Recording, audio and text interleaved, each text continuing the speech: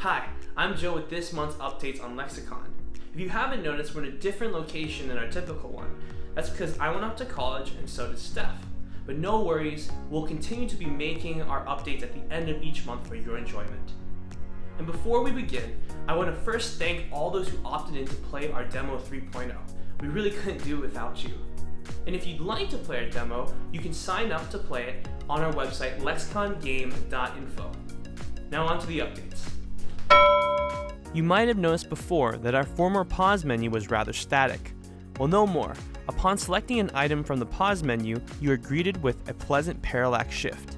We're planning on adding more animations and parallax interactions such as this one in the coming months. While implementing Lexicon's 3-force perspective in a 2D environment, we ran into a couple of issues. One of the major issues we faced was going behind objects. We initially programmed the object sprite or picture to move to a higher layer above the character when the main character's feet were seemingly behind the object. And when the main character went in front of an object, we lowered the object to a layer below the character. Although this strategy worked for a while, layers became extremely difficult to manage. Then, our lead pal Savell found out about Sprite Masks. These are essentially sprites that reveal or cover other elements that collide with them. So instead of managing individual layers for each object, we used Sprite Masks to automatically cover parts of the character when the character was behind the object, saving us future development time and headache.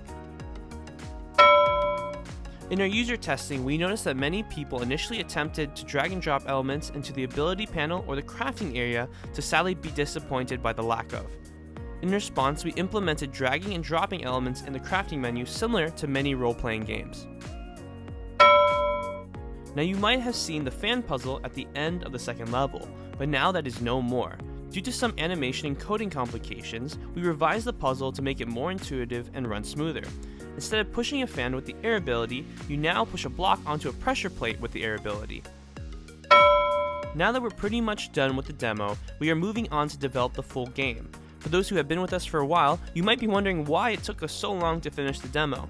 Even though it took our team a while, we created the foundational systems to make the rest of the game and formulated programming standards to work with those systems.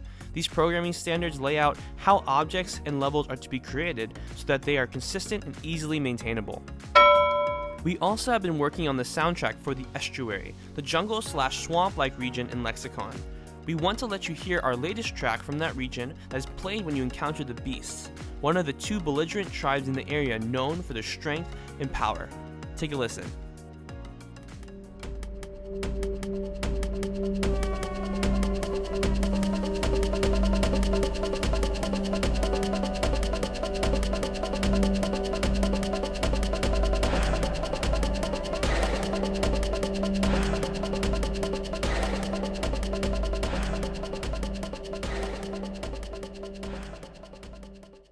Once again, that's it for this month. Thank you so much for watching. If you want to support us, please like, subscribe, and hit that notification button. It really does mean a lot to us. See you in October.